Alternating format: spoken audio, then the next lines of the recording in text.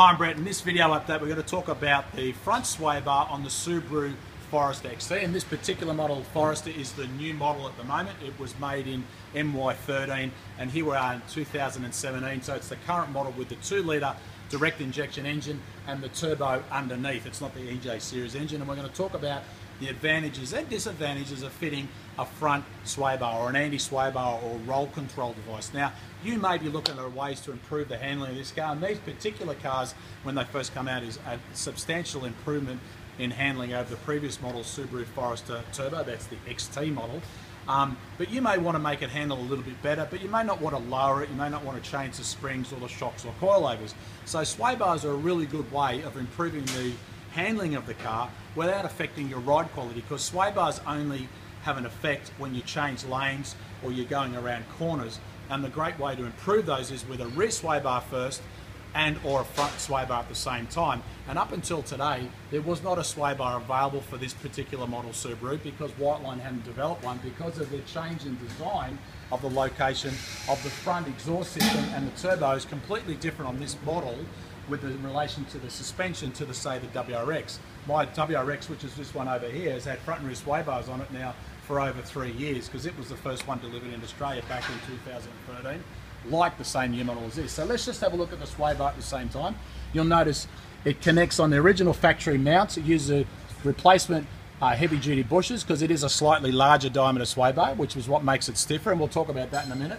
But you'll notice it has an additional hole in here, and that allows you to change the stiffness of the sway bar, because the position of the link pickup and the pivot point, that is that distance there, is the effective lever angle on the sway bar, which affects its torsional rigidity, which stops its resistance to bending when you go around corners. Because of course, if you go around a left-hand corner, this wheel wants to go up and this wheel wants to go down, and the sway bar is connected to both link pins on the front suspension, resists that tendency to change, and of course makes the car sit flatter.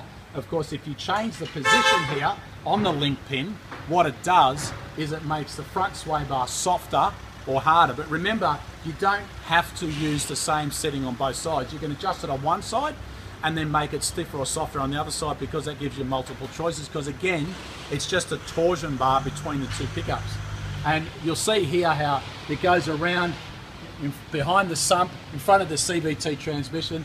And then the good thing about with the development of this fitting sway bar, which we've tested for Whiteline, is it fits with a larger 3-inch exhaust system. There's plenty of clearance up around here, which we've made sure that that will fit, and of course it connects to the other side. And this is one of our very early R&D exhaust systems that we fitted over 4 years ago.